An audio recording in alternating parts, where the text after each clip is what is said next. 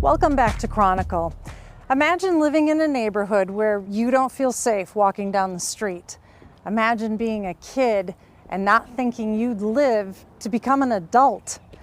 Imagine the choices you make cost someone you love their life. For one of the helpers, this isn't an imaginary scenario, it's real life. My experience is my experience, and you don't want my experience.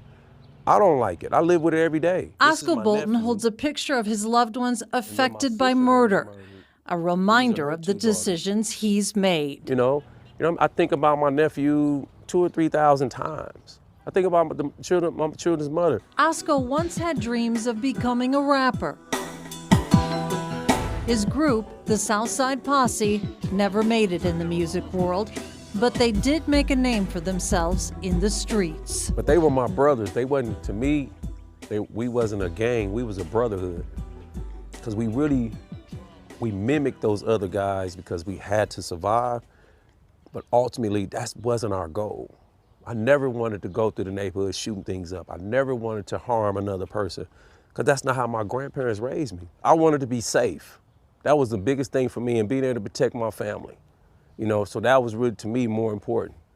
So for me, a day for me looked like make sure I had enough ammo on me, at least three magazines, and my gun.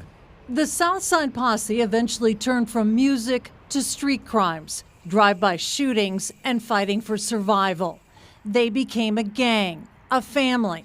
Then came the night that changed Osco's life forever. It's constantly, it's right there. KMBC 9 was at the scene after Osco, some family members, and a community pastor were outside this home on Walrand Avenue. Just standing where we are right now, I still can hear those bullets.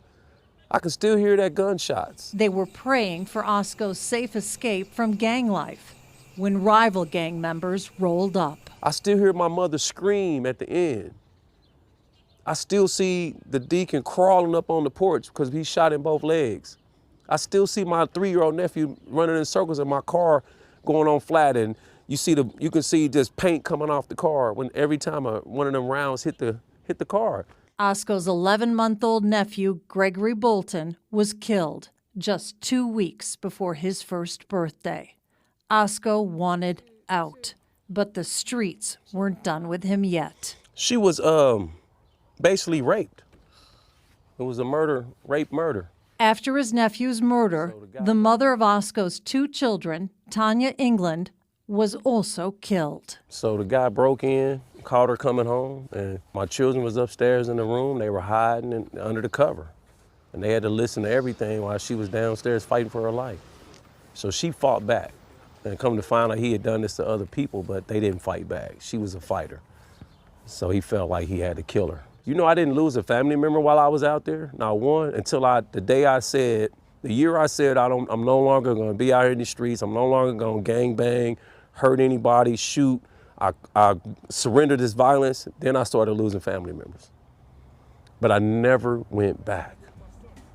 That's how important this is. I never went back. The Southside Posse was supposed to keep Osco safe. Instead, it put his family in the line of fire. Because the great lie that we were told by those guys that came here from other states to bring us this whole gang thing, they told us nobody cared. When my nephew was murdered in this yard, strangers from all over the country was in this yard in one big circle, praying not just for my family, but praying with my family.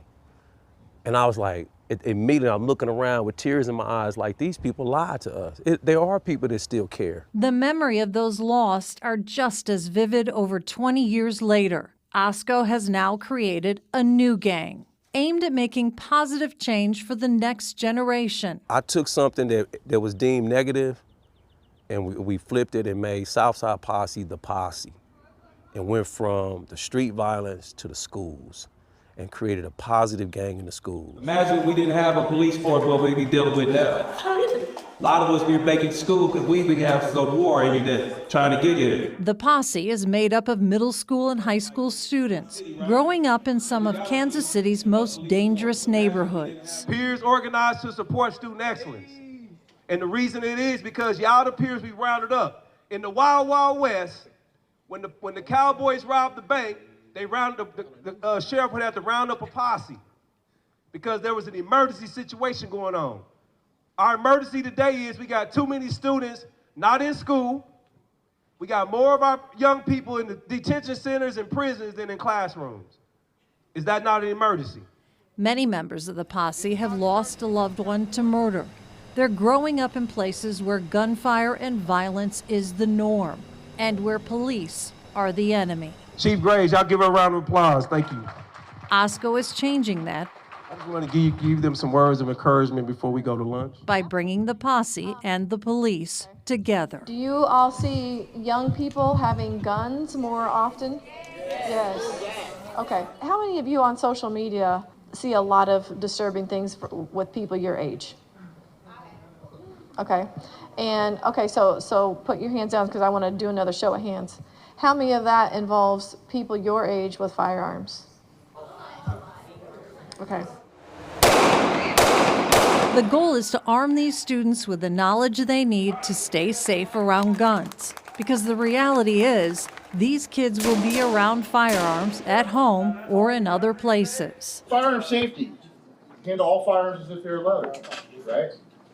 Never point a weapon at something you're not willing to destroy. And during a visit to the Kansas City Police Academy, students got the chance to fire a taser. Boom, shot him right there in the arm. So got him in his shoulder and his bicep. Probably gonna hurt really, really bad. The visit providing new perspective The cops are a lot different people than I thought from the outside looking in. and removing some of the fear of law enforcement. I thought they were the enemy, and they locked my brother up, so they were the enemy. OSCO believes the two sides share more common ground than they may realize. Them officers gonna stand there and protect your butt, even though you disrespected them.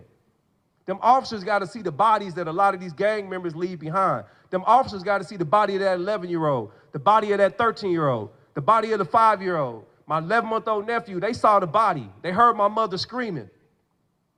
And they still gotta go home and look at their children, be a husband, be a wife, be a child, or a child and son, or uncle to their family. From a leader of the Southside Posse to a leader of change, OSCO's focus is helping those who come next. He's helped me change my life. I was doing stupid stuff before I was in Posse. Now I do smarter stuff, and I'm trying to better myself every day, just like you people should. I've started to talk to people in a more articulate way and pay attention to how I act around everybody because I've started like evolving, you know? I don't want to look the same as I did a year ago. Two helpers, One day for 2 hours, we all could come together. What Pat did today was just ignite a flame. There's a foul on the shot. one sport, Foul of the game. creating progress Referee's on his job. that travels for miles. We all know Pat. I'm so proud of her. Meet Heavenly Praise, who's striking out on her own. It's very nerve-wracking to be in Texas. And Her story just one, You're not talking to the ground. You talking to everybody else in here. proving these methods work.